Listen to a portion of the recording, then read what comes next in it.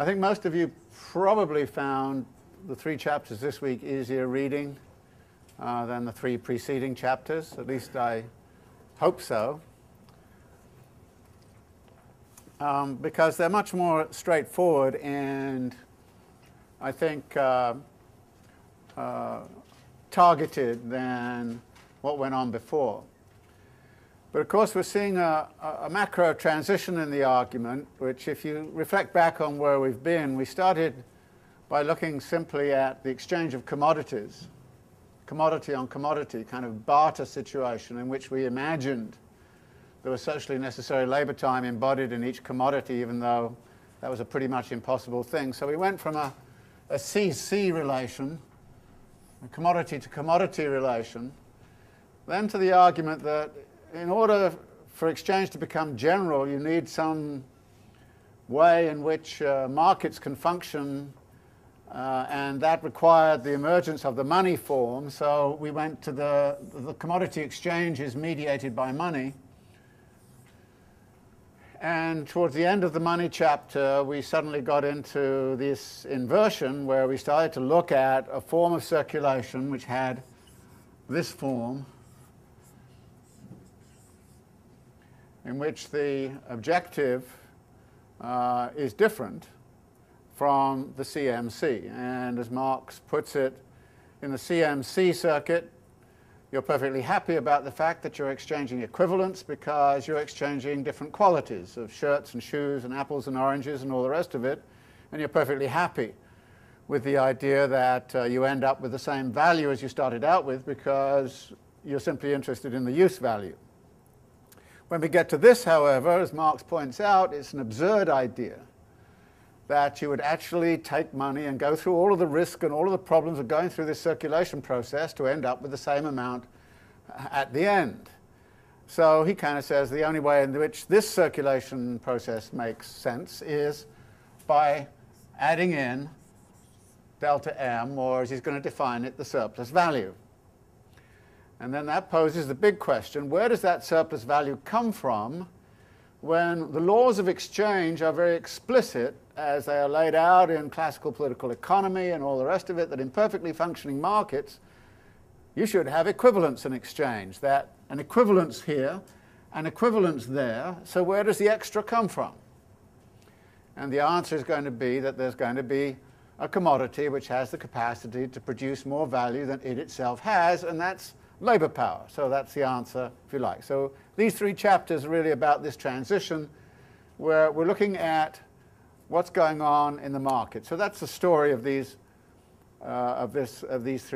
three chapters. But as usual with Marx, there are some conundrums and some oddities and things that we need to sort of work out. And on the very first page of this chapter, which opens this analysis on the circulation of on the general laws, the general formula for capital, he poses an issue which I've actually raised a number of times already, but here I think it takes on a more meaningful form, and a form that we need to reflect upon, because I think it has considerable significance for how we understand our current situation.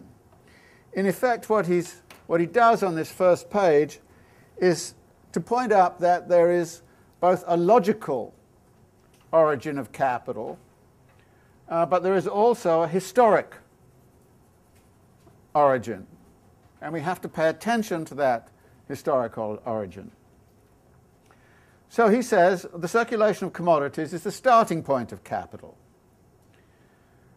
The production of commodities and their circulation in its developed form, namely trade, form the historic presuppositions under which capital arises. So the historic presuppositions are important. World trade and the world market date from the 16th century, and from then on the modern history of capital starts to unfold. So here he's talking then about the historic origins of capitalism, of course, by mentioning the 16th century, taking up an argument that Wallerstein made a great deal of in his world systems argument about the formation of the world market, 16th century onwards, that this is the origins of capital. And towards the bottom of this page, he says, historically speaking, capital invariably first confronts landed property in the form of money, in the form of monetary wealth, merchants' capital and usurers' capital. And we're going to find this question of the positionality of merchants' capital and usurers' capital, or as we would now call it, finance capital. It's much more respectable, of course, to call it that. But finance capital, what's the role of them in relationship to industrial capital? And then he makes the logical argument. However, we do not need to look back at the history of capital's origins. Every day, the same story is played out before our eyes, that capital enters in the shape of money, money which has to be transformed into capital by definite processes. Now, the immediate implication of this is that money is not necessarily capital. Capital is money used in a certain way. So not all money is capital. I can create capital by just simply taking the money in my pocket and using it in a certain way, launching it into this form of circulation. I can take capital out of circulation simply by saying, oh, I'm not going to do that anymore. I'm going to take all this money and put it back in my pocket. So if you ask the question, what's the total amount of money in society and what's the total amount of capital in society, you're asking two fundamentally different questions. And you have to understand that capital is created by a social decision on the part of some people somewhere to use capital in this particular way. And it is that process of conversion of money into capital which Marx really wants to look at in these sections. Now, the first distinction, he says, is really in their form of circulation. And he here goes back over some of the stuff he earlier did in the chapter on money. He kind of repeats some of this stuff about, well, going from C to M and M to C are two different operations. In the same way, starting with M and going to M is a different kind of operation from this one. So, you know, and then he gets into this notion immediately, as he says, on the middle of 248, the circulatory process MCM would be absurd and empty if the intention were, by using this roundabout route, to exchange two equal sums of money, £100 for £100. But then there's something else in here which is very important, which is what is done with the money when it's received. As he says on 249, towards the bottom, two-thirds down, the money, therefore, is not spent, it is merely advanced. That is, the capitalist uses the money and departs with the money, but doesn't spend it in the ordinary sense on consumption, advances the money in such a way to get back that money plus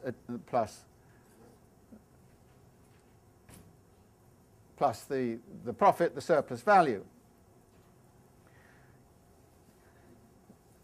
So the intent of the circulatory process is what really matters. The exchange of use values is one thing, and that is about satisfying a social need or a particular individual need or want or desire and so on.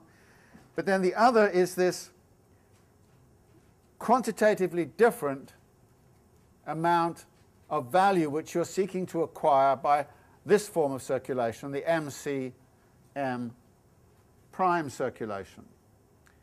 And that leads him to his definition, which is a very important definition on 251, which says, the process MCM does not therefore owe its content to any qualitative difference between its extremes, for they are both money, but solely to quantitative changes. This increment or excess over the original value I call surplus value, fundamental category in Marxian theory, surplus value. And the big question he's going to pose, of course, is what is surplus value? Where does it come from? What is it all about? Top of 252. He then elaborates on this a bit. The value originally advanced, therefore, not only remains intact while in circulation, but increases its magnitude, adds to itself a surplus value, or is valorized. The valorization of capital is about the way in which the original intent to gain more money is realized at the end of this circulation process. And he then goes on to say, and this movement converts it into capital. Now, several times I've made the kind of comment that Marx is always interested in processes rather than things. And if you ask yourself the question, well, what is capital? The answer is immediately, I think, foretold in this phrase. It's value in motion. It is a circulation process. It is value which is moving in such a way as to create more value. And that is the definition of capital, when he kind of says, and this movement converts it into capital. So it is the movement that does it. It's not a thing. It's not that I go and look at something and say, ah, that's capital. That's not what happens. As far as Marx is concerned, it's when something is put in motion. Only when it is put in motion is it capital, and when the motion ceases, it is not capital. So it is this process definition of capital which is fundamental to Marx's argument. And as I've already pointed out, we can all of us go out and create an immense amount of capital tomorrow if we take all of our money in our pocket and start using it in this way. We could also get rid of a lot of capital tomorrow if we went around and took away all that money and said, okay, we're just going to spend it, not use it in this kind of way.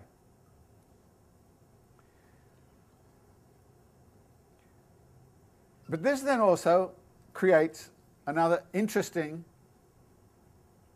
element in the story, because on 253 he points out the following: the simple circulation of commodities, the appropriation of use values, the satisfaction of needs, etc. As against this, the circulation of money as capital is an end in itself, for the valorization of value takes place only within this constantly renewed movement. The movement of capital is therefore limitless. Now remember the chapter on money, when he talked about the way in which money is a form of social power. And as a form of social power, it is potentially limitless. And therefore, there are no limits on how much money and that kind of social power you might accumulate. Whereas there's a limit on the number of use values you can reasonably hold, the number of pairs of shoes, the numbers of Ferraris, the number of yachts, the number of houses, all those kinds of things. There's a limit. Whereas this is limitless. So this is a form of circulation then that tends always towards breaking limits, extending, expanding, growing, by definition, movement. It must move, it must expand. It must always be finding delta M, more delta M. Whereas in a society governed by simply exchange of use values, we wouldn't have that imperative. Now, I earlier on sort of posed this question in Marx's Capital. What is socially necessary? Well, what we're seeing here is Marx immediately making the argument that what is socially necessary for the survival of capitalism is its constant expansion, its constant growth, and that it's striving towards limitless growth. It may not get there, it may encounter all kinds of limits, and it may crash, it may destroy the environment, it may destroy politics, it may do all kinds of horrible things, but capitalism as a system is socially necessarily connected to this drive for surplus value. Which leads him on 254 to define the role of the capitalist. Now again, remember, in capital we're dealing with roles, not individuals. I've said, you and I can become capitalists immediately. We can stop being capitalists. Some of us may, to some degree, already be mini-capitalists. I have a pension fund which actually invests in things, so in a sense I'm a bit of a capitalist. It's in the stock market, and the pension fund is in there. So it is the role which we're going to look at, the role of the capitalist. And what Marx says is this: as the conscious bearer of this movement, the possessor of money becomes a capitalist. His person, or rather his pocket, is the point from which the money starts and to which it returns. The objective content of the circulation we have been discussing is his subjective purpose, and it is only insofar as the appropriation of ever more wealth in the abstract is the sole driving force behind his operations that he functions as a capitalist. That is, if you're a capitalist, you have to be seeking that expansion, seeking the surplus value, gaining the surplus value, creating a world around you in which that surplus value can be realized, in which your capital can be valorized. The implication of this is that use values must therefore never be treated as the immediate aim of the capitalist, nor must the profit of any single transaction. His aim is rather the unceasing movement of profit-making. This boundless drive for enrichment, this passionate chase after value, is common to the capitalist and the miser. But while the miser is merely a capitalist gone mad, the capitalist is a rational miser. The ceaseless augmentation of value which the miser seeks to attain by saving his money from circulation is achieved by the more acute capitalist by means of throwing his money again and again into circulation.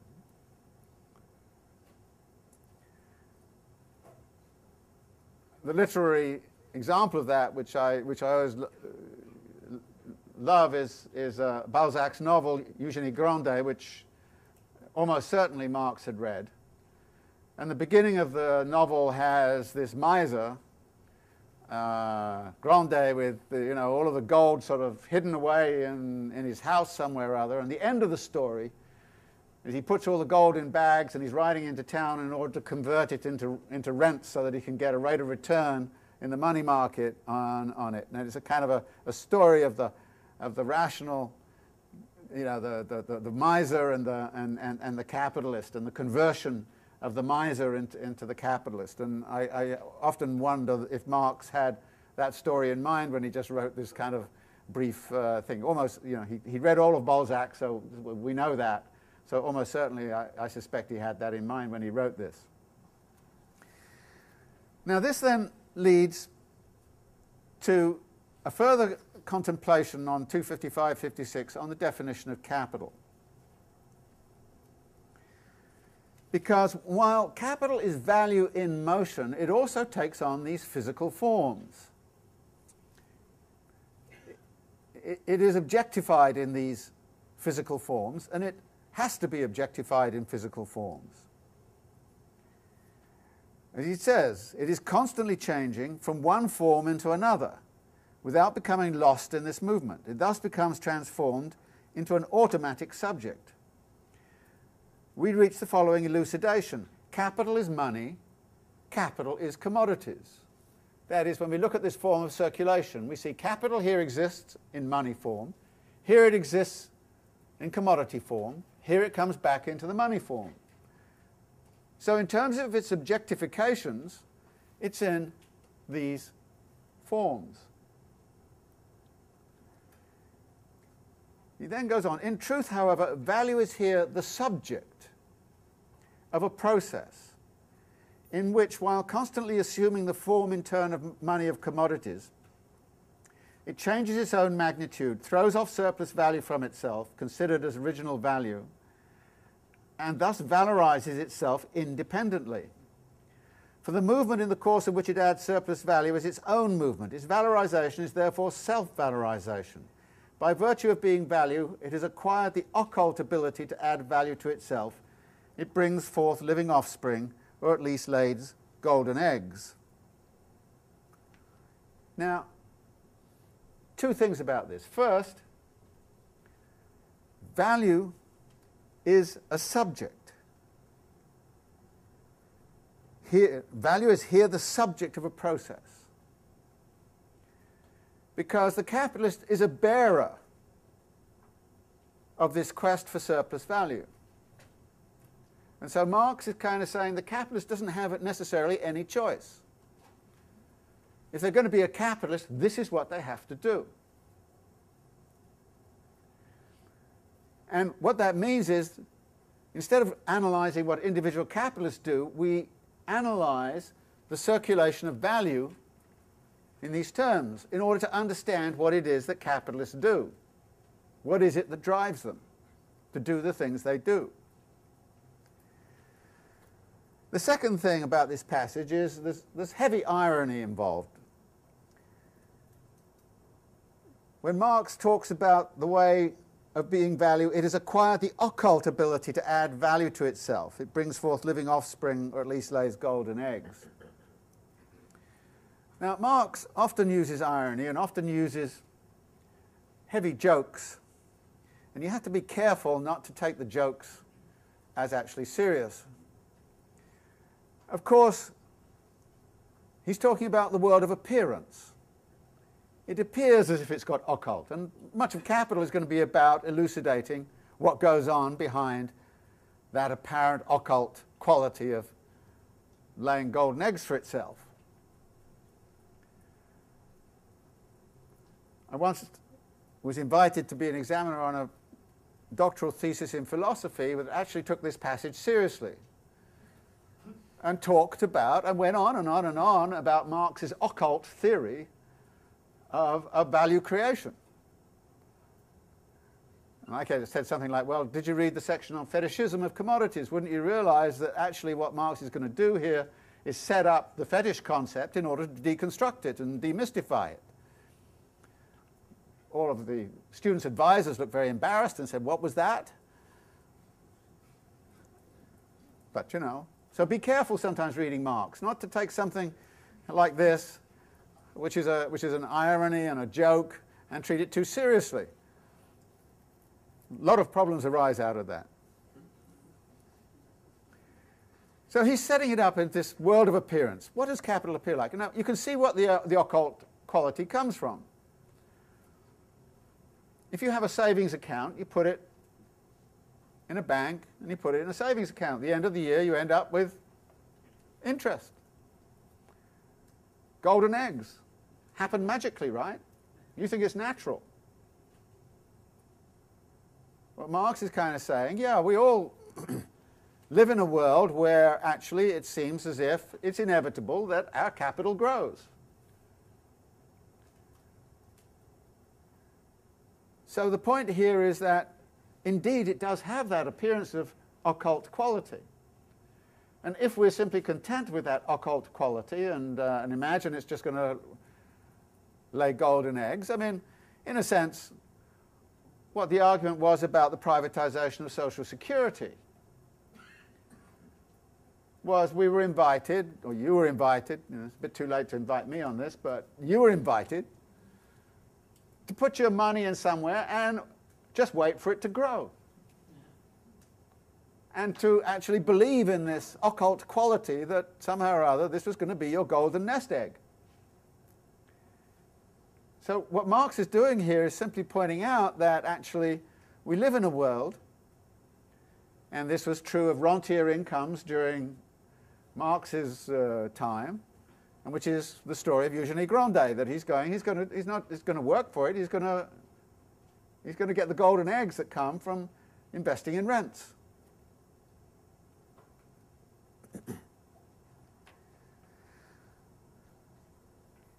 So this then leads him to say the following, that out of these two forms, money, commodity, money,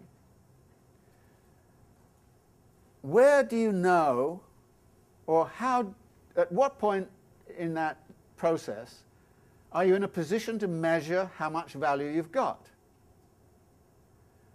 The answer is in the money form. So there's a certain asymmetry in all of this. I don't know what the commodity's worth until I get it to market. Only when I get it to market do I know that I've got the money form, and only then do I know that I've got the surplus value. So he says on 256, in simple circulation, and the circulation MCM, value suddenly presents itself as a self-moving substance which passes through a process of its own, and for which commodities and money are both mere forms.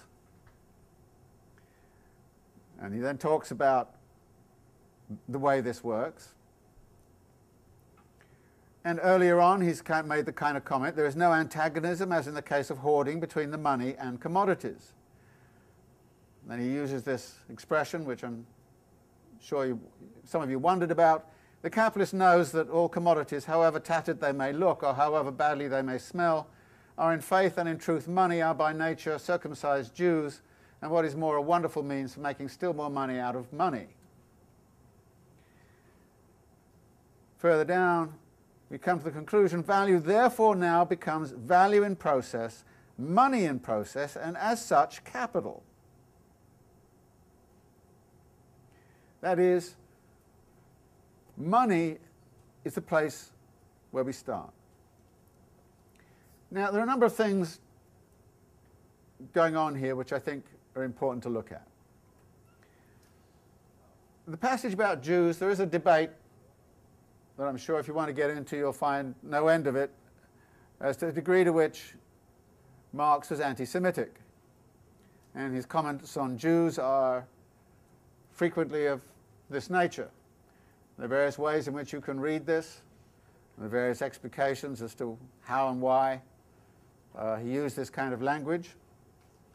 Of course, it was not uncommon language at that time. You only got to think of Dickens and Fagin and all the rest of it. So this was not uncommon.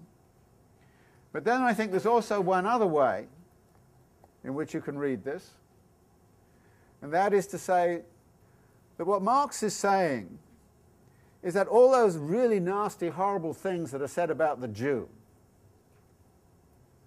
and had long been said about the Jew in Christian society, should in fact be said about the capitalist.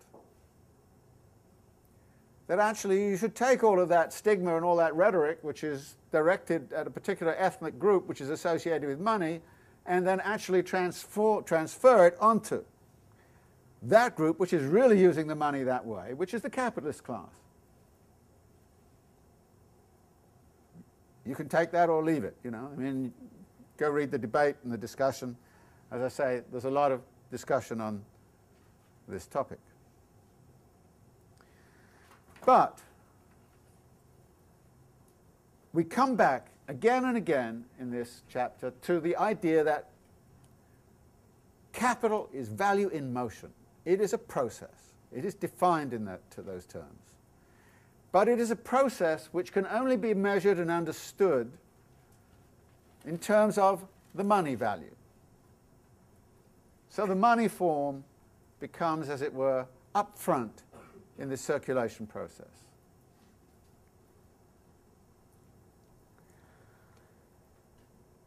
He then comes back to a topic he briefly touched on, and he's going to touch on it in the next chapter too, which is to say, well, there are various ways in which MCM can occur.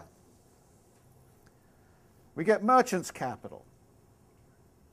We get interest-bearing capital. We get industrial capital. So we have to take into account all those different forms of circulation and recognize that they all fall under this general rubric of this MCM plus delta M form of circulation.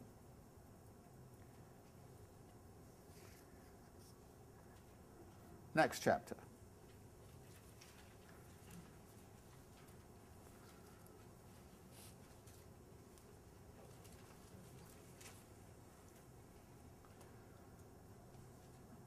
He immediately raises the problem of where can this surplus value possibly come from?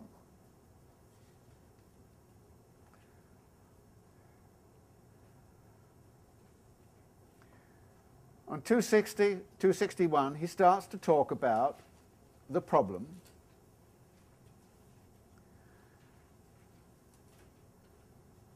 right at the bottom. First off, he talks about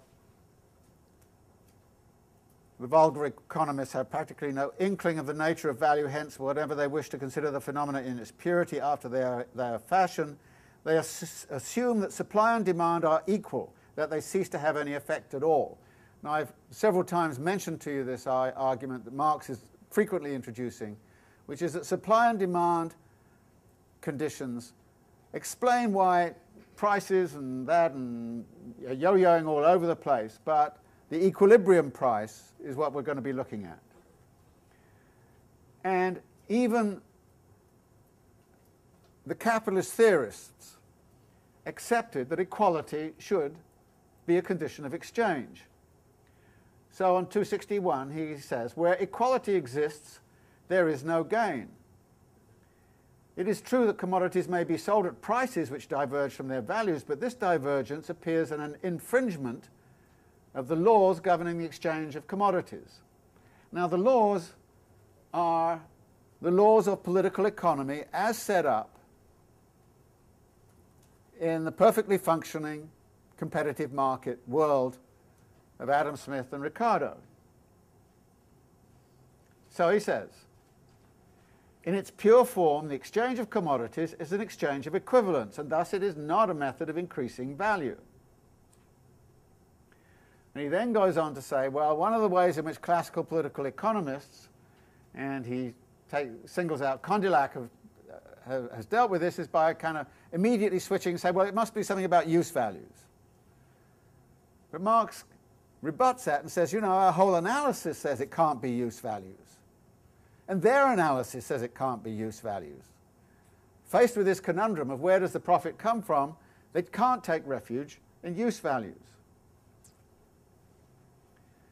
Which leads him, therefore, to the following conclusion on 262. If commodities or commodities and money of equal exchange value and consequently equivalents are exchanged, it is plain that no one abstracts more value from circulation than he throws into it.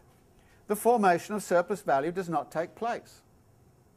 In its pure form, the circulation process necessitates the exchange of equivalents. But in reality, processes do not take place in their pure form. Let us assume an exchange of non-equivalents. And he then goes through a series of cases. Let's suppose the seller is privileged for some reason. Sellers are privileged in some reason. But then when you examine people's roles, you find that as if the sellers are privileged, then as buyers they're underprivileged. So they're not going to get any net gain. The same thing applies if buyers are privileged for some reason. Then as sellers, they're going to be losers. So there's no net gain. Which leads him on 264 to consider the issue of what he calls effectual demand, or what we now call effective demand.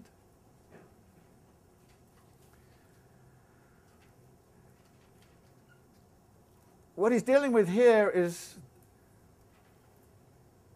one answer that was given to this conundrum by some economists, particularly Malthus, in his political economy, which is to say, well, there's a class of consumers somewhere or other whose duty it is to consume as much as they possibly can because they've got excess money. And that's where the extra demand is going to come from that's going to give you the delta M. And in particular, Malthus argued in the following way. There are three classes, big classes in society. Workers, who cannot possibly be a source of effectual demand. Capitalists who are reinvesting their money, so they can't be a source of effectual demand. And then there's a bunch of parasites in society. Aristocrats and lords and parsons and all the rest of it, who sit around with loads of money, and their job is to consume to the hilt in order to stabilize this system. Now, Malthus also suggested that in the absence of a consuming class domestically, you might also go for foreign trade. And Marx answers both of those questions in the negative by kind of saying, well, if there's a class of landlords out there somewhere, then at some point or other they're going to be brought within the system, and to the degree that they are actually using money, the money's going to come from here somewhere, so they're not going to be the answer. All of those hangers-on in the state apparatus get their money from somewhere. It comes from this circulation process, so it's being extracted. So whatever is being extracted is simply being brought back in. And then he uses the argument about tribute to Rome to say, well, you know, even if you exchange with foreigners and you rip them off, then they rip you off in reverse, and so again there's no surplus value which is going to come out of that. So the effective demand argument, the external source of effective demand, does not work in Marx's view, nor does the internal class of consumers work. I mean, one of the great paradoxes, of course, in Malthus's case was his political economy talked about the necessity of a class of consumers who consumed like crazy in order to keep the economy in equilibrium. At the same time as it talked about poor people who were poor because they were reproducing to such a point that there were not enough resources to go around, and they were, you know, all of those kinds of problems. So in a sense, when he wrote his political economy, Malthus had a completely different explanation of how the world worked than when he wrote his theory of population. And it's very interesting to just look at those two representations that Malthus came up with. But his recognition of the effectual demand problem was important. As I mentioned last time, Keynes took that up as being very critical and sort of said, well, actually, debt financing is going to be one of the ways we can do this. But for Marx, that can't work. And then he goes through the final argument, which is, well, maybe the problem is we're looking at the thing in aggregate, so we just simply look at individuals. And if we look at individuals, what we see is, in a sense, yes, indeed, there can be a lot of robbing Peter to pay Paul, but there's no aggregate surplus value available in society that way. One person's loss is somebody else's gain, but then it quickly gets reversed, so there's no aggregate benefit that comes from that. Which leads into the conclusion on 266. However much we twist and turn, the final conclusion remains the same. If equivalents are exchanged, no surplus value results, and if non-equivalents are exchanged, we still have no surplus value. Circulation, or the exchange of commodities, creates no value. Very important proposition in Marx, and something you really have to think about. Circulation creates no value. Value cannot be created by market exchange. It can be redistributed through market exchange, but it cannot be created through market exchange if the market exchange is of this perfect competition sort, which leads him then to say, well, okay, we also have to deal with merchants' capital and usurers' capital. And he says, yes, okay, merchants' capital was one of the antediluvian forms of capital back in the early 16th century, 17th century. And merchants' capital was indeed based on violating the laws of exchange. 267, he quotes Franklin, war is robbery, commerce is cheating. So yes, merchants cheated much of the world of value. They stole it, predatory practices and all the rest of it. But that is a violation of the laws of market exchange as envisaged by the classical political economists. The same applies to usurers' capital. But both and usurers' capital poses the problem of Aristotle's distinction between economics, which for Aristotle was about use values. It's interesting, it was about use values.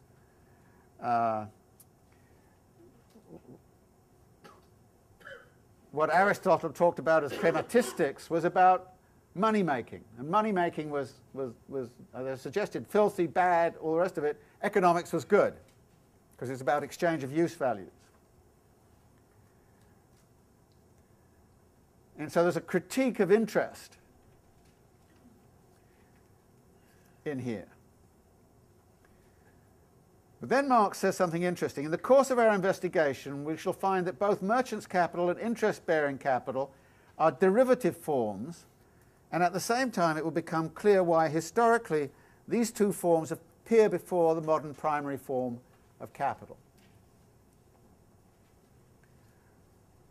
What he's leaning to here is this following idea. But capitalism had to get going somehow. And from the 16th century onwards, merchants' capital and usurers' capital played a crucial role in the dissolution of pre-capitalist forms of power, notably feudalism in Europe, some putative state forms elsewhere. The usurers lent to the landed nobility, and then the landed nobility couldn't pay them back, and landed nobility lost their lands. Merchants who couldn't make money internally within a country went outside, robbed the rest of the world of use values, came back, made lots of money, used that money power to start to develop political power, which allowed them at some point or other to confront and destroy the power of landed property. So there's a historical story to be told about the origins of capitalism, which Marx is alluding to, and that historical story has a very powerful and important role assigned to it by merchants' capital and usurers' capital. But at some point or other, the modern industrial form of capital takes over. And the industrial form of capital needs merchants and needs an interest system. But that system has to be disciplined to the needs of industrial capital. So what Marx is talking about is a transformation in the role of merchants' capital and usurers' capital from something which is undisciplined, out there, doing all kinds of outrageous things which are non-permissible in terms of the rules of the market, but being corralled and brought back into the capitalist system, disciplined to the requirements of industrial capital. The historical distinction which is made between usury and interest, for example. What was Martin Luther about? Nailing to the wall kind of theses and so on, saying interest is a fair rate of return on capital. Usury was abhorred. And as we know, it is still the case that interest is not consistent with Islamic law. But what we frequently don't know is that the Catholic Church had a ban on interest up until the 1840s, 1850s, even to the 1860s. And interest, taking of interest, was associated, directly so, with forms of prostitution. In 19th century France, for example, that was a very common way for right-wing Catholics to talk about it. There's some wonderful cartoon that I used in my Paris book, which is by a cartoonist called Gavarni, and sort of some about mid-century, in which this buxom lady is attempting to lure this old gent into an investment house. And she says to him, "You can put down as much as you want. I'm sure your rate of return will be very good. Whatever you give me, I will make sure you get it back with interest." And the poor guy is shrieking away from this whole kind of thing. So this association of investment house with a brothel in 19th century France was very, very strong. So the whole kind of question of the role of interest in relationship to industrial capital is a problematic one. And it continues to be problematic, and we may want to think about this further today, because there is a question. To what degree is industrial capital in control right now? To what degree is interest-bearing capital, finance capital, in control? For many years in Britain, particularly in the post-war period, there was a contest between the interests of industrial capital in Britain and the City of London financial interests. And if the City of London financial interests were going to be served, that frequently harmed seriously the British industrial interest. And it was a Labour Prime Minister, Harold Wilson, back in around 1964-65, who made a key decision to favour the City of London over the industrial interest. And one of the results of that eventually was the deindustrialisation of Britain. In the same way that the rising power of financial interest in the United States has coincided with huge wave of deindustrialization inside of the United States. So the big question then is who has the power? But what Marx is dealing with is a situation where, as far as he was concerned, industrial capital was the key to understanding how surplus value was going to be produced, how it was going to circulate. And industrial capital, therefore, was the form of capital he was going to concentrate on, but he's here giving this historical role. So we come back on 268 to the final conundrum. We have shown that surplus value cannot arise from circulation, and therefore that for it to be formed, something must take place in the background which is not visible. That's the occult side, okay? Is not visible in the circulation itself. Bottom of page, capital cannot therefore arise from circulation, and it is equally impossible for it to arise apart from circulation. It must have its origin both in circulation and not in circulation. The transformation of money into capital has to be developed on the basis of the immanent laws of the exchange of commodities. That's the equality principle. In such a way that the starting point is the exchange of equivalents. The money owner who is as yet only a capitalist in larval form must buy his commodities at their value, sell them at their value, and yet at the end of the process withdraw more value from circulation than he threw into it at the beginning. His emergence as a butterfly must and yet must not take place in the sphere of circulation. These are the conditions of the problem. Hic Rhodus, hic salta. Here is the ball, now you run with it. So that's the conundrum to be solved and looked at in the next chapter. So let's look at the sale and purchase of labour power. And having posed the rhetorical question at the end of the last chapter, kind of saying, where on earth does this surplus value come from? He immediately says, well, there's an immediate answer, and we'll just go straight to it. In order to extract value out of the consumption of a commodity, our friend the money owner must be lucky enough to find within the sphere of circulation, on the market, a commodity whose use value possesses the peculiar property of being a source of value, whose actual consumption is therefore itself an objectification of labour, hence a creation of value. The possessor of money does find such a special commodity on the market. The capacity for labour, in other words, labour power. Now Marx is going to make a big distinction between labour and labour power. Labour power is the capacity to create value. And of course we know that value is socially necessary labour time.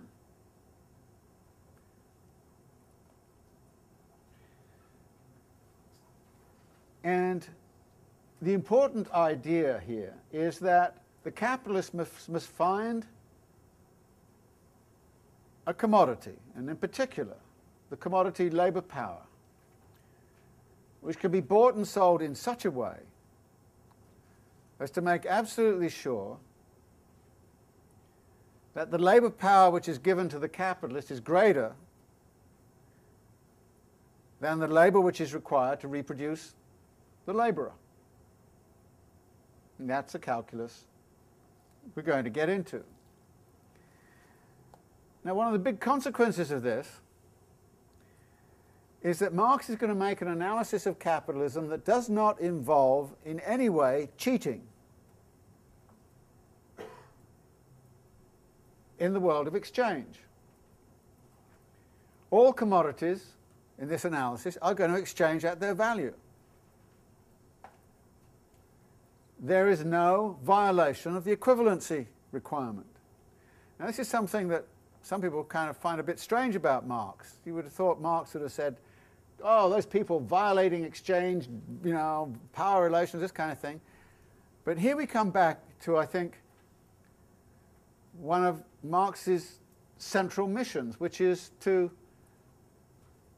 undermine classical political economy. And classical political economy, as I've suggested, perpetually spun the story that if the world was made out of perfectly functioning markets, then everybody would be better off. And perfectly functioning markets assume equivalence and exchange. So Marx says, okay, I assume equivalency and exchange also. Now, does this mean he believes that that's how capitalism is? No, not necessarily at all. So here he's beginning to look at the whole kind of relationship between classical political economy and the realities on the ground, and he's firmly going after classical political economy rather than trying to describe the realities on the ground. Let us suppose a perfectly functioning market economy. And he says, we mean by labour power or labour capacity the aggregate of those mental and physical capabilities existing in the physical form, the living personality of a human being. Capabilities which he sets in motion whenever he produces a use value of any kind. But various conditions must be met if labour power is going to become a commodity. The first condition is that the labourer must be, as he says on 271, the free proprietor of his own labour capacity, hence of his person. He and the owner of money meet in the market and enter into relations with each other on a footing of equality as owners of commodities, with the sole difference that one is a buyer, the other a seller. Both are therefore equal in the eyes of the law. So again, we assume the law is going to be good in all of this, which it ain't necessarily so, but Marx is going to assume it.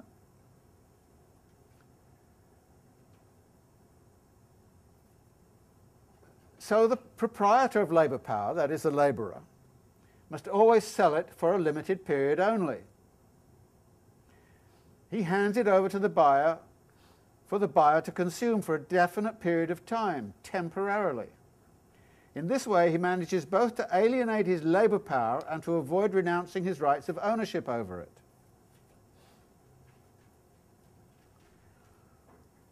The second essential condition, in 272, is this, that the possessor of labour power, instead of being able to sell commodities in which his labour has been objectified, must rather be compelled to offer for sale as a commodity that very labour power which exists only in his living body. This is Marx's version of biopolitics. For the transformation of money into capital, therefore, the owner of money must find the free worker available on the commodity market, and this worker must be free in the double sense, that as a free individual he can dispose of his labour power as his own commodity. And that, on the other hand, he has no other commodity for sale. He is rid of them, he is free of all the objects needed for the realization of his labour power.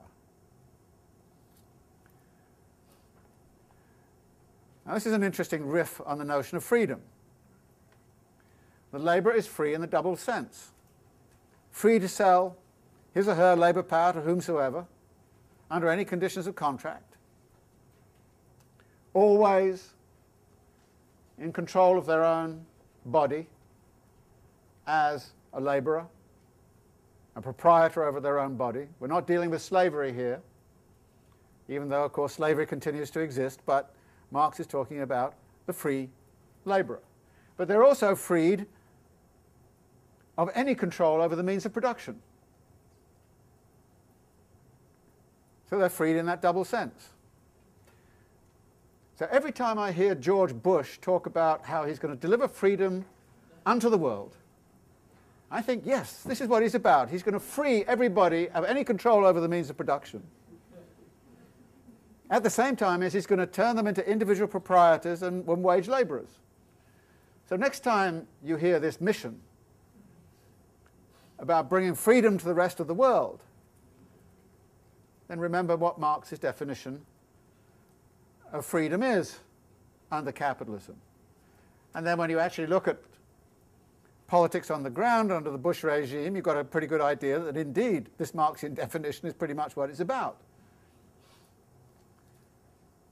It's hardly an accident that coalition provisional authority in Iraq, about a year after the occupation, actually enforced a whole free labor regime, rights, all this kind of stuff on the Iraqi constitution as central part of the Iraqi constitution.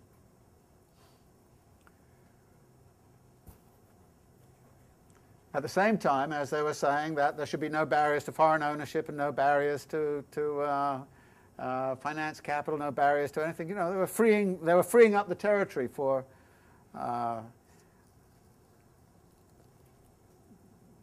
relieving people of any kind of concern about having control over the means of production. Now this then brings us to, of course, to the historical question. Why this free worker confronts him in the sphere of circulation is a question which does not interest the owner of money.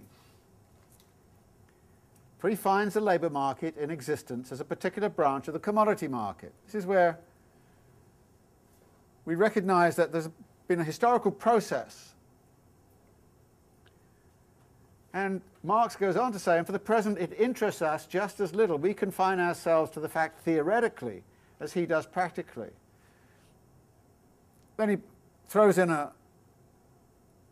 immediate qualification. One thing is clear: nature does not produce on the one hand owners of money or commodities, and on the other hand men possessing nothing but their own labour power. This relation has no basis in natural history, nor does it have a social basis common to all periods of human history. It is clearly the result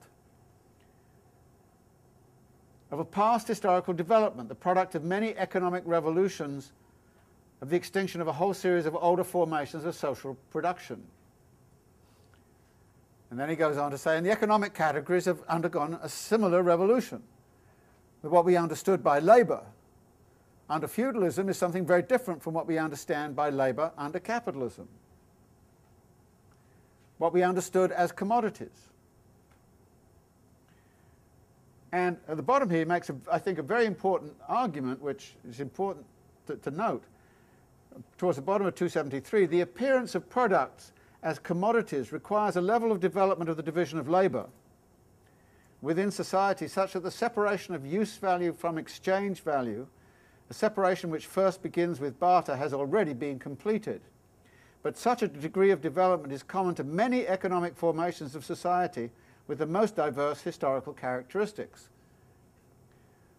Not all market societies are capitalist societies. You can have sophisticated market systems, commodity exchange systems, which are non-capitalistic.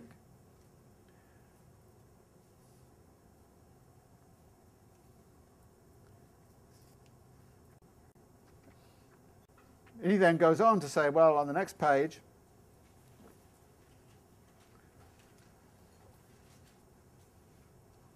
that all of these other forms were precursors, if you like,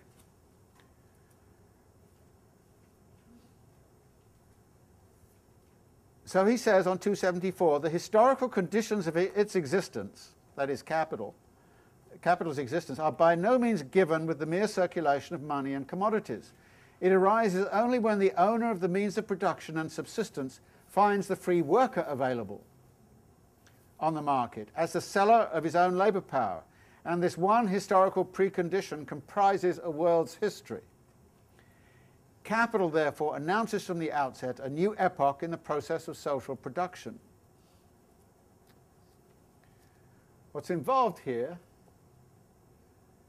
is that capital could not be capital without there having been a whole process of wage labour creation, proletarianisation, which preceded it.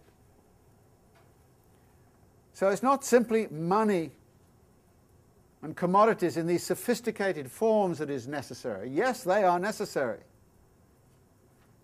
But the other element that is necessary, which comprises a world's history, is the creation of a proletariat, the creation of a wage labour force which is selling its labour power as a commodity.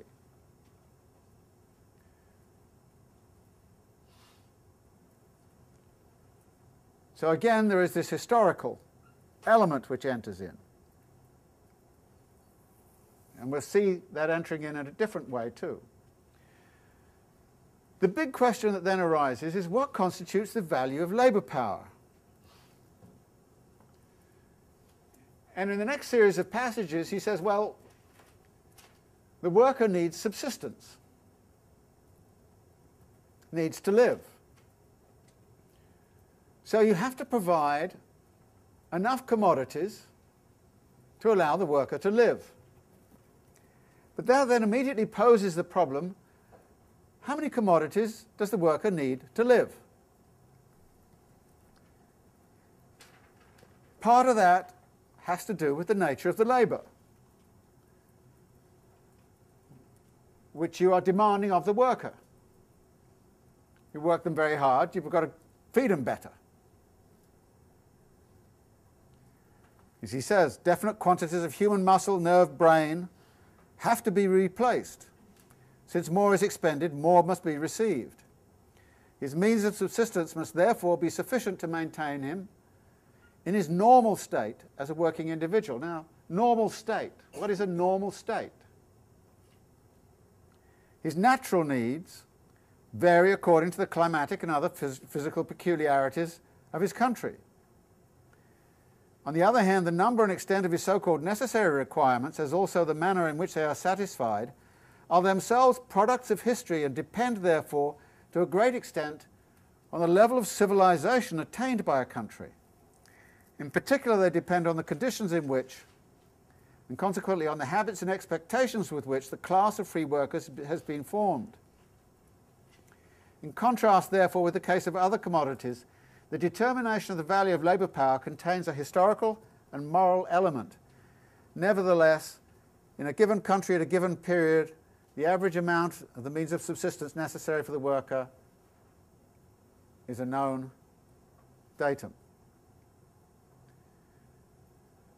The value of labour power is not simply a physical quantity. Dependent upon the degree of civilization in a country, it's dependent upon the dynamics of class struggle. It depends on what people have got used to. It depends on climate. It depends on the nature of the labour. In other words, when we come to say what is the value of labour power, what is the value of a worker's labour power, we have to recognise this as a determination that comes from multiple sources. And it's obviously a very complicated history. And it varies greatly from place to place and from time to time. But, he then goes on to say, in a given situation, we know what that value is.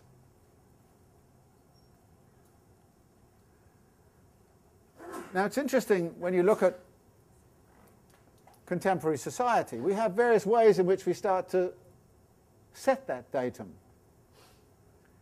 There is something, for example, called the poverty level in this country. What does it take to feed, house, clothe, reproduce a family of 4? I don't know what the contemporary figure is. Anyone know? 17, 18,000, something like that a year? Something like that. 18 and change currently. Thanks. So in a sense you could say, well, in this society we sort of got some datum there about, in this society, it's that. Now, if you were in Ecuador, what would the poverty level be in Ecuador? What would it be in contemporary Argentina? What would it be in contemporary China? Clearly, it's very different in different places. So Marx is accepting, yes, it's going to vary all over the place. And when class struggle gets hold of it, yeah, the definition of what is the value of labour power starts to change. And when the bourgeoisie starts to feel guilty and decide they want to live in a civilized country where there's not poverty on their doorsteps all the time, they may say, well, maybe we should raise everybody up to a certain level of civilized level. So there are all kinds of forces at work in the determination of the value of labour power. But what Marx is going to do is to recognize that and then say, but for our purposes of analysis, I'm going to assume it's known. And just make that assumption and say we know what the datum is.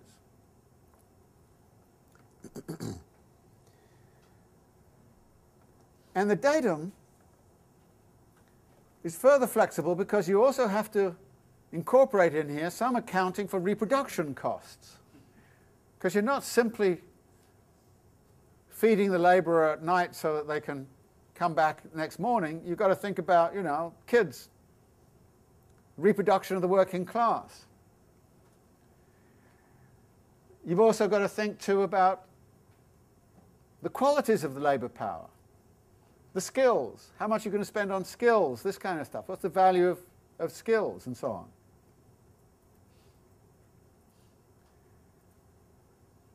So what we're coming up with here is a movable datum which nevertheless we're going to have to say, for purposes of analysis, we know what it is.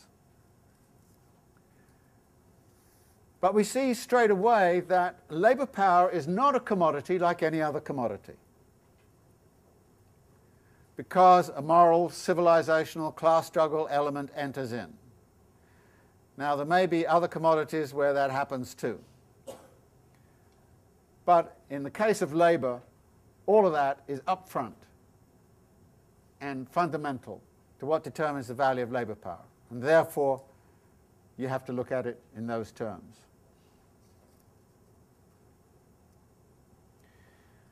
Furthermore, there's another peculiarity about labour power as a commodity. The capitalist goes into the market and buys all of these commodities and then puts them to work. But in the case of labour power, the capitalist only pays the labourer after the work is done. So in effect, the labourer is advancing their labour to the capitalist, hoping to get paid at the end of the day. And in China, as we know, about, I don't know, 30% of the labour force in some parts of the country don't even get their wages. So they advance their labour and they don't get their wages at the end of the day. And of course, declaring bankruptcy is one of the ways in which you can get away with that in this country too. So there are all kinds of peculiarities in this commodity. So when we start to talk about the commodity labour power, we have to acknowledge its peculiarities. Now, what is it that went into the value of labour power? And here I think the best way to look at this is what Marx is arguing is in effect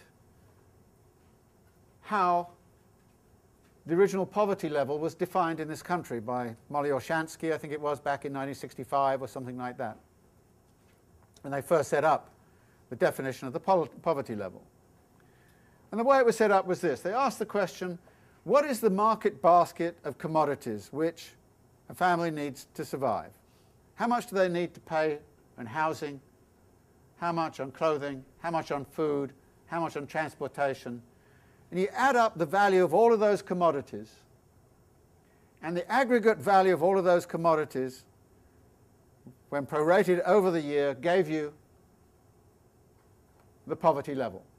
In other words, it was a particular market basket of necessary commodities at a given standard of living at a given time. Now, it's interesting to go back and look at the history of arguments over what should be in that market basket of commodities. Back in 1965, it did not include cell phones. Does it include that now? Should it include it?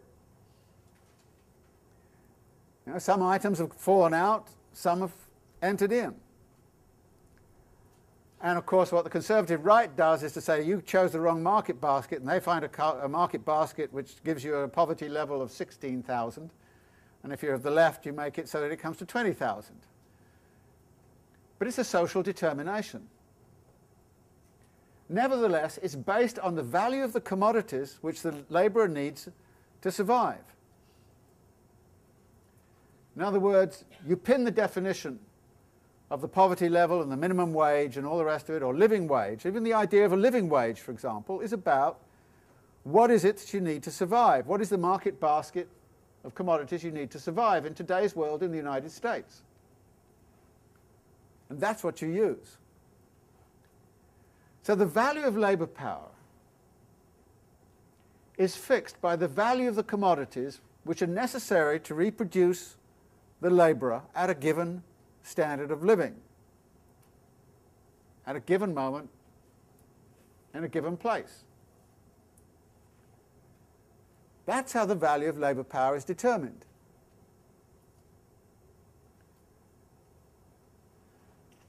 And that value is fixed in a given place at a given time. And you can see also how it is sensitive to the changing value of commodities. For example, if necessities suddenly decrease in value, then the value of labour power declines.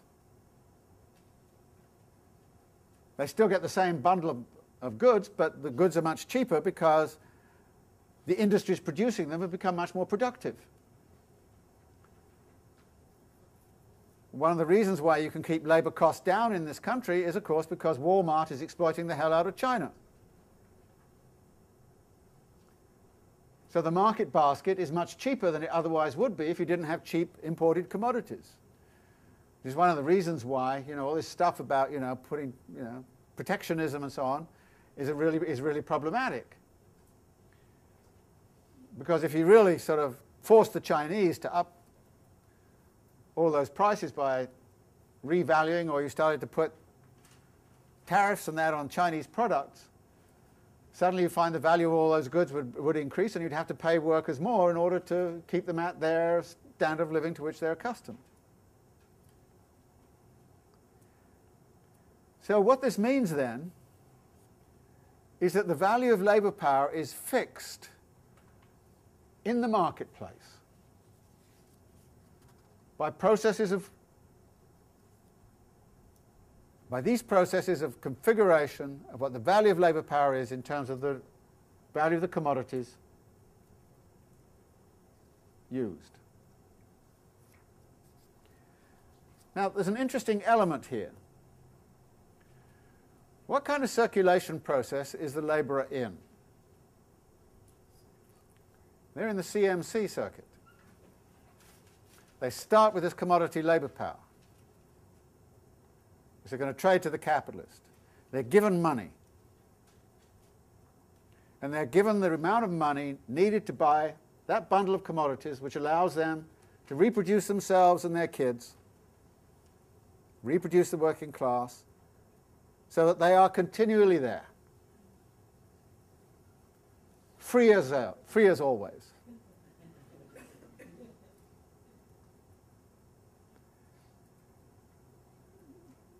Interesting dynamic here. Labourers in the CMC, capital in the MCM.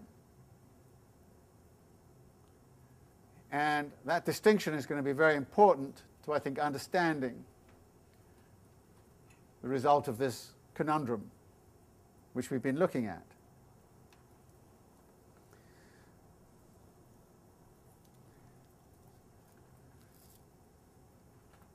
So he says, on 279, the use value which the former gets,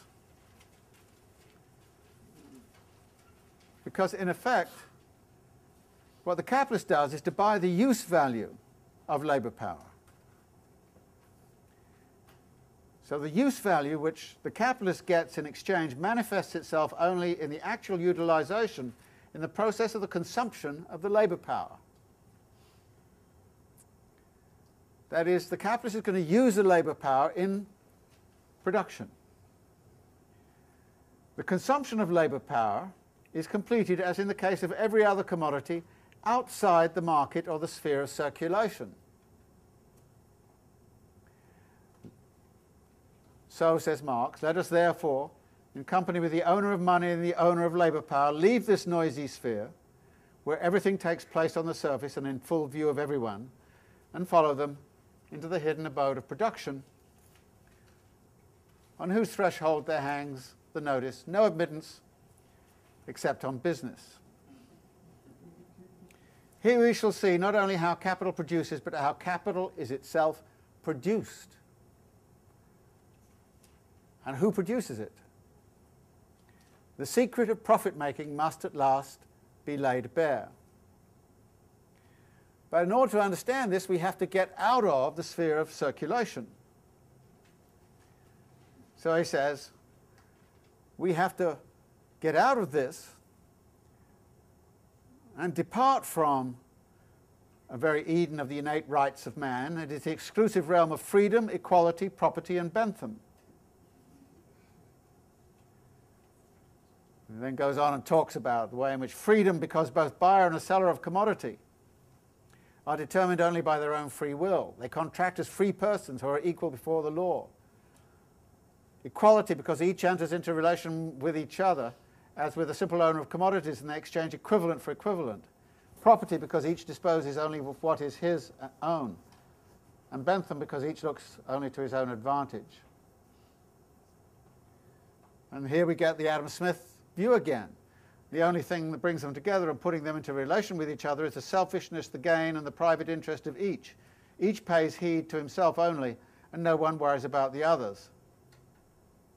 And precisely for that reason, either in accordance with the pre-established harmony of things, or under the auspices of an omniscient providence, they all work together to their mutual advantage for the common weal and in the common interest. Marx is being a little ironic. When we leave this sphere of simple circulation or the exchange of commodities, which provides the free trader vulgaris with his views, his concept, and the standard by which he judges the society of capital and wage labour, a certain change takes place. He who was previously the money owner now strides out in front as a capitalist. The possessor of labour power follows as his worker. The one smirks self-importantly, is intent on business. The other is timid and holds back, like someone who has brought his own hide to market and now has nothing else to expect but a tanning. Interesting point here. This notion of rights and freedom. What Marx is actually doing here is in a way pointing out that bourgeois constitutionality is entirely concerned with market relations. And that definitions of freedom and rights pertain there.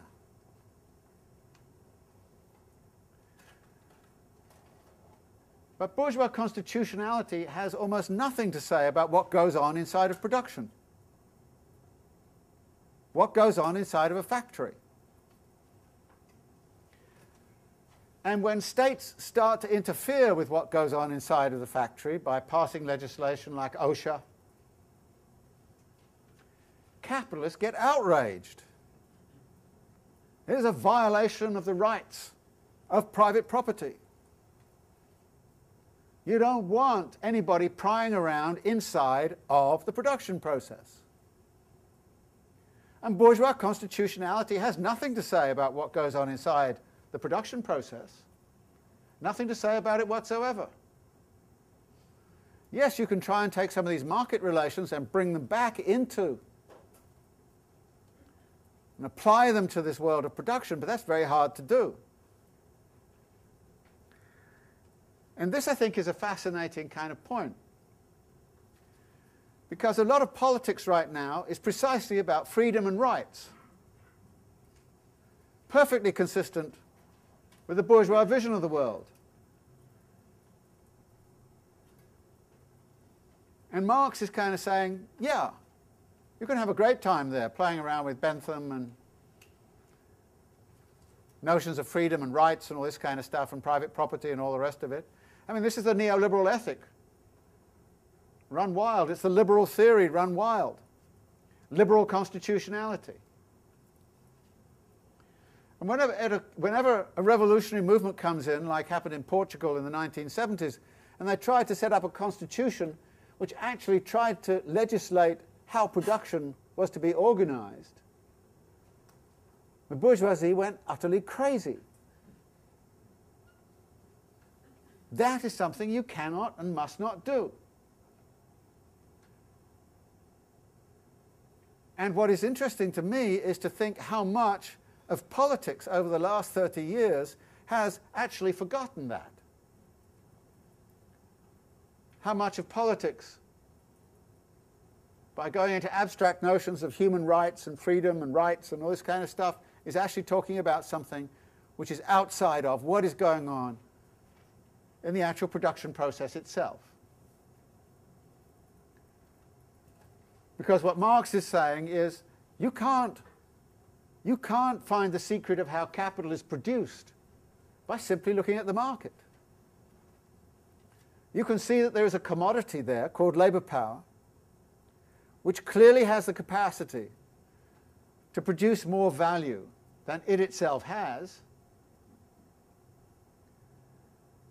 But in order to crack the secret of profit making and the production of capital,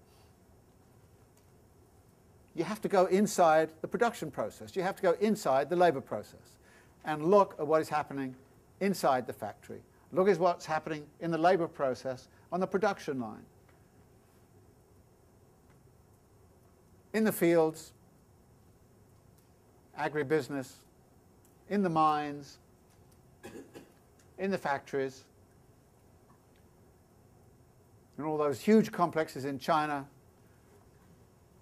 employing thousands and thousands of people making socks and all the rest of it, things we wear. So that's where we have to go. And unless we're prepared to go into that realm, we're never going to find the real profit, the real secret of how profit is made. But in order to get to that point, we have to understand that a proletariat has to exist. Proletarianization has to have occurred. And again, Marx is saying, look, I'm not going to be talking here about how the proletariat was formed. Actually, he does in Capital talk about that, but it's in Part 8, where he deals with the formation of the proletariat and primitive accumulation. But here he's saying, I'm assuming there's a labour market,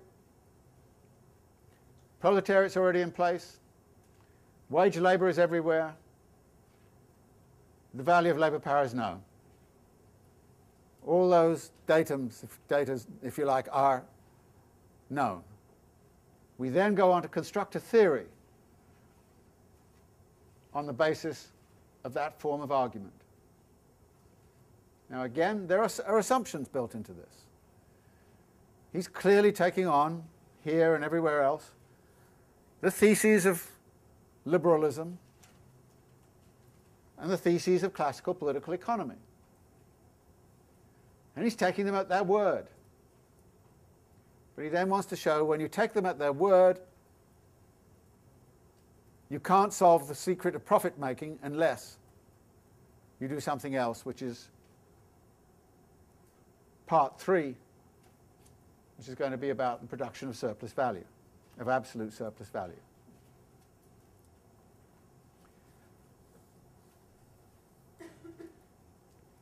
So what we'll do next time is to read the next 3 chapters, paying particular attention to the first 10 pages or so of chapter 7 on the labour process. So we have some time for general discussion on what's gone on in these 3 chapters. Anybody want to raise questions? Yeah. Isn't that a chicken and egg problem? The proletariat, does that depend on the rise of the capitalist class, or does it imply that the proletariat can serve some other purpose and doesn't depend on the rise of the capitalists? You could make that argument, but then that will then depend on a historical, on the historical events that actually happened. We'll see some of that being depicted in Capital. Now, Marx's account of that is that the formation of a proletariat really began to form in the sort of 14th, 13th, 14th centuries, and that was a long, long process. So you get elements of a wage labor system which are arising when there's no industrial capital around. There is certainly, at some point, an agrarian capital which begins to kick in and start to proletarianize in the countryside, wage labor, conversion of peasants into wage laborers in the countryside through the enclosure movement. So you start to see elements of this. So yes, you could argue that there is a co-evolution of the rise of the proletariat and the rise of a capitalist class, but the way Marx depicts it is that many elements of proletarianization preceded the rise of, as it were, the industrial form of capital, which is going to be fundamentally concerned with the exploitation of labor power and production at the end of the 18th century. By then, an extensive proletariat was already in place, functioning in all kinds of ways, including, by the way, and this is a very important element in the British case, as a servant class, which is a class of wage labourers employed as menial servants and coachmen and all that kind of stuff for a fairly affluent consuming class. So there was a class of wage labourers that was spread-eagled around and then already in place before industrial capitalism could seize upon that and start to use it. So in a sense, this was more the egg, and the chicken is the industrialization that occurred a bit later. But in order for wage labor to occur, there had to be kind of wage labor relations established in the countryside, established in the service sector, and all the rest of it. And the service sector in Britain, for example, was very large, and a lot of it was indeed straight wage labor. So that was not a capitalist relation. That was a sort of master-servant kind of relation. Yeah. The notion of human rights as we know it today is much, didn't exist at the time that Marx was writing. But I'm just curious because you said something very quickly, and I was trying to understand when you're talking about notions of rights and freedoms being something that had to address or be involved inside what the means of production and the production process. One of the more marginalized areas of human rights today is economic, social, and cultural rights, which as I was reading how he defined the actual value of labor power, is what economic and social rights is about the right to adequate housing, the right to, it's a struggle to define and to challenge those notions. So I was trying to understand if you were suggesting, or that Marx or you yourself, that all notions, do we already begin with, obviously it's problematic, right? We're trying to define things within the system, but without, were you saying that human rights, all human rights as we just define them now, does not try to challenge the actual system itself, that it's actually just a reflection of the bourgeoisie the notion? It depends. It depends. What we're talking about here is of course, one of the ways in which class struggle unfolds is over the rights of labour to a decent wage, a living wage, rights to housing or medical care and all the rest of it. So there are struggles in the market which are very important struggles to be waged, which play a very crucial role in determining the value of labour power, and therefore, from the standpoint of the proletariat, are very important struggles. Okay? That's very different, however, from rights and powers which arise for labour in the production process. Now, there's a good deal of evidence that the labour reforms that came through, I mean, the National Labour Relations Board, which was set up in the 1930s, paralleled the setting up of legislation which empowered unions towards collective bargaining strategies which allowed them to improve their positionality in the market. And there was a trade-off being offered between empowering people in the market and disempowering them in the production process. In the 1920s and 1930s, one of the ways in which workers insisted on empowerment in the production process was through definition of skills. And if you look at the number of skilled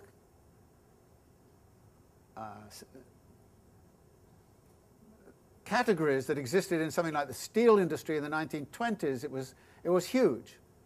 And it meant a worker in a particular skilled category could not be displaced by another worker in another skilled category. In other words, there was a good deal of worker monopoly power inside of the production process.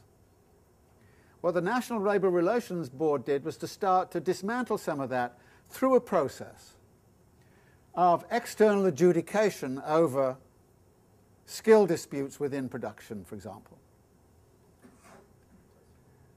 And what this led to in the long run was a gradual disempowerment of workers at the point of production, as opposed to their empowerment in the market. So in a sense, what happened was a legislative move which was deliberately about let workers be treated however you want at the point of production. Empower them in the market. Because in the 1930s that was very important anyway because of the effective demand problem. So the point here is not to say that struggles over rights, over wages and over health care and all that kind of thing are irrelevant, but to say they're fundamentally different from struggles over rights at the point of production. And that disempowerment of workers at the point of production is really an issue. I mean, we saw that, for example, in that mining tragedy in Idaho, you know. I mean, people may be getting a decent wage and they may be getting good health care and so on, but if you die down the pit because they haven't done anything about the production process in the pit and they're not going to do anything about it because it costs too much, then you're in a different world. And I think what Marx is doing here is to point out that there are two different arenas and they're quite different from each other. And if you concentrate only on one, to the detriment of the other, you're going to be looking at the one which the bourgeoisie wants you to look at, where the bourgeoisie is perfectly happy to negotiate, because it's within kind of the era of legality, and you can hire lawyers and all that kind of stuff. And of course, it's great for the lawyers and all the rest of it. But then, what Marx is kind of saying, empowerment at the point of production. I mean, for instance, the right of agricultural labourers who are working with all those pesticides to know what pesticides they're working with and what the health consequences are of OSHA at one point tried to set up a system where it was mandatory for every major kind of industrial process to list the kinds of chemicals you were working with in the production process and say something about their qualities. Were they carcinogenic? What kinds of health things could come from this, etc., etc., etc. Of course, that all disappeared with Reagan and all the rest of it. But the point here is that what goes on at the point of production is actually very vital for what happens to the worker and what happens to them on the production line. What, you know, to what degree can they resist disciplinary actions on the production line? You know, is there harassment on the production line? What happens there? Those kinds of things. So it's a kind of complicated world. So what Marx is simply saying is that the field of rights is very much one that is familiar to the bourgeoisie, and therefore we talk about that a lot. And some of that is very important, obviously, in terms of determining the value of labour power and the conditions of labour and so on. But we have to look at another field, which is empowerment at the point of production. And the language of rights is very hard to apply at that point. It's about power relations and about knowledge and information and all kinds of things of that kind. So it's hard to articulate it in terms of the simple language of rights. And so to the degree that NGOs and all the rest of it concentrate on a language of rights, they're actually concentrating on a language of bourgeois discourse, which, you know, where progressive things can happen. But you're still limiting yourself by not looking at what's going on in terms of the production process. And that's where Marx says we've got to also look. We've got to look at both of these arenas together. Okay, we're a bit over time. The temporality law steps in. Socially necessary labour time is over, so we'll see you next week.